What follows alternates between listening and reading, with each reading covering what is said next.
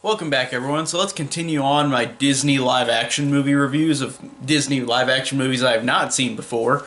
And I watched last night for the first time The Rocketeer, which 1991 superhero movie. For 1991, this, even though I don't love this movie, I love the fact that this is a superhero movie that came out in 1991, and even though I don't love this movie, I feel like it was an actual starting point for superhero movies. I could see a lot of superhero movies taking inspiration from this movie. Um, and The Rocketeer is also directed by Joe Johnston, who also directed Captain America the First Avenger, which this has a lot of similarities to.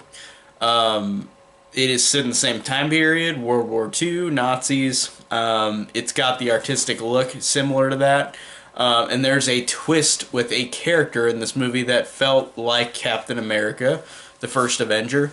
And also, it feels a little Iron Man, too, because this guy has, if you can look right here, he's got that suit, or that helmet, that looks like an Iron Man helmet. And again, this is based on, like, a graphic novel, I believe.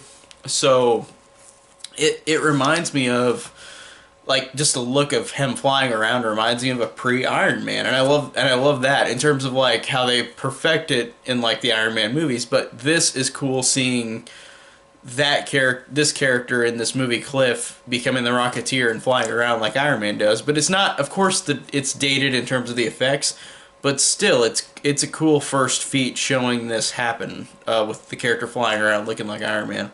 Um, I did like also how this is a superhero movie, but it barely has the character in the mask. It's about the character development as opposed to the action.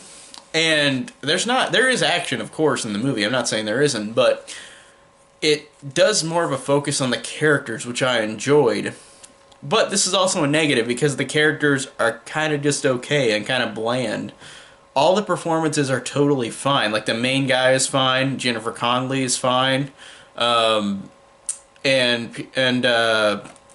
Timothy Dalton is fine. It just, I don't know, like these characters to me weren't ever super interesting. They were just kind of there. Like it felt like there wasn't anything that made me care about these characters. Like they were totally all right. Um, and they're just kind of forgettable. Like I don't know. And it's funny because this movie, if I understand it has three acts to it like a regular movie does, but it feels like there's not really a second act. It's like the first act is where like the character Cliff, the main character, is this guy down on his luck. He needs something and he gets the suit.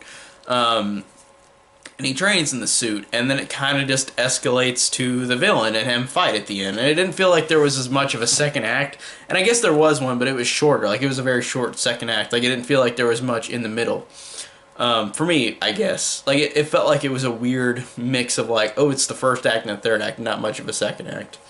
Um, and, and back to the characters, like again, they're fine and the acting and performances are fine, but it feels like these characters are very much from an old film, if that makes sense, in terms of their acting. Like there's not much to pull from these characters. Like they give you the basic emotion you're supposed to feel about these characters, but they just weren't super interesting to me, and it's just one of those movies where it's just kind of bland.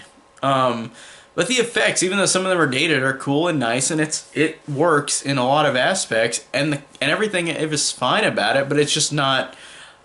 I could feel why I understand why people really don't remember this movie. Like it's one of those Disney live action movies that I wanted to see just to say I've seen it because I want to see all the Disney live action movies. But it just really felt like it was just kind of forgettable, and especially because we've got superhero movies that perfect this movie and out it in terms of like the effects, in terms of the characters, and maybe it's just because this is one of the first big superhero movies that came out, so it's not as much about the characters, it's about the action, it's about the visuals. And I'm not saying there isn't character development, but like it's just they're kind of forgettable and bland. So it's kind of unfortunate, but overall, I still, for the most part, like this movie. It's just kind of a forgettable movie. Like nobody remembers it really. And maybe there are some people who love it, and that's totally fine. But I just don't hear people talk about this movie much. It's just one of those kind of forgotten Disney movies that was kind of thrown under the rug after all these superhero movies came out. I could see in 1991 this making a big impression on people, but just after all the many years now we've had of superhero movies, at least a decade's worth of superhero movies, I'd say even like 15 years, 15, 20 years, because X-Men came out in 2000. Starting with 2000, like for 19 years, like we've had so many big superhero movies that it's like, it's hard to compete. And this one just kind of falls in the forgettable category of superhero movies, so it's unfortunate, but I don't even love it anyways. I just think it's totally fine. It's a totally fine superhero movie that was, for me, an experiment in the genre. Like, it didn't feel like it was perfected, but it's not bad either. It's just kind of forgettable. So that's basically how I feel about The Rocketeer. It's just kind of a forgettable Disney live-action movie that does some things that are great for the genre, but they are perfected in other superhero movies. So that's basically all I could say about The Rocketeer. Like, it's totally fine. It's totally average. So, yeah. Tell me down below what you guys think of the original Rocketeer. Thank you guys so much for watching.